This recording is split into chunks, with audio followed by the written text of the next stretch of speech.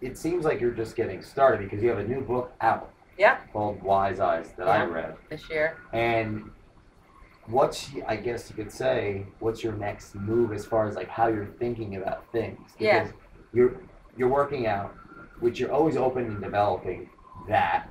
You're always continuing to grow in the mortgage business. And the mortgage business is changing completely. Absolutely. What I guess you could say social media. With your growth attitude, like your growth mindset and the world growing and changing. How are you looking at things?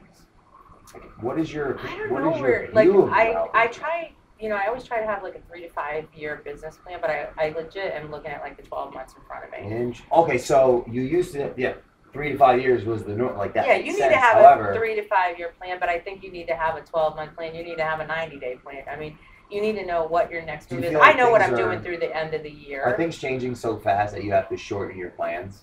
Meaning, in general, people making goals? I think if you're the leader, it's like driving a bus from the back seat. And so you have this whole team of people, all the football players are on the bus, except for the driver is not in the front. You're in the back of the bus. You need to get all these people to where they need to be. So you're kind of herding people, but people are hard to herd. And, they're only going to, you can only, at Annie Mac, we have a very entrepreneur type style business. So these are business owners. We have 75 business owners that are branch managers, and the 225 loan officers that report up to them. They're all entrepreneurs. I look at it, I treat every single salesperson. I'm right now in the process of calling every single loan officer in the company. And I do that in July, August, and September, and they're always surprised, and I don't tell them. There's no scheduled appointment. So this has been interesting because I'm seeing how they're answering their phones, whether they're answering live or not. Now, if anyone sees this video, they'll know. Got them. Because I'm only into the 70s of loan officers so far. So there's 130 people that kind of don't know, although I think they're talking now, like she's making them calls.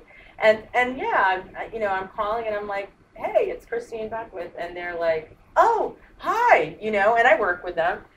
But the point is, like, I'm assessing, I'm asking them how their business plan's going. I'm asking them their usage of the software. I'm asking them about upcoming classes. Did they register? I'm asking, are they on track? Do they know if they're on track? When was the last time they looked at their business plan? What are they challenged with? Do they have any questions for me? Is there anything economically that they'd like to know, how to do and et cetera. So, I'm just trying to stay relative and lead. Like, it's my responsibility to be in the forefront of this group, for them to be proud of me. I think they are. And like I said, there's guys along the way in every job I've had. I had one guy stand up in a meeting that I had like 50 people in and say, how do you know that? You need to dust off your trophies. So at some point, I had been in senior leadership a few years, and I kind of got that comment thrown at me. And so it's kind of like being a comedian, like you got to be prepared for heckling or whatever. How do you mentally prepare for that? Is it through the consistent growth that you're I actually can appreciate people that are really raw and real. So like seriously, did they have validity to their comments? I think to some degree they did, because I think real players want to know that you can run the court with them. I look at myself like, I think of the best coaches. So were you offended by that, or were you inspired by that in a sense? Not even them. And well, what I did, that year I had 2 challenges occur. I was trying to teach the salespeople to use a new technology, and I had a guy that was new to the company like come at me so hard in this class that it threw off all the teaching. And he basically said, that doesn't work. I'm out there in the street. That doesn't work. So first of all, he had come into the company and he didn't know me that well. He probably thought I was a trainer, even though they know my title.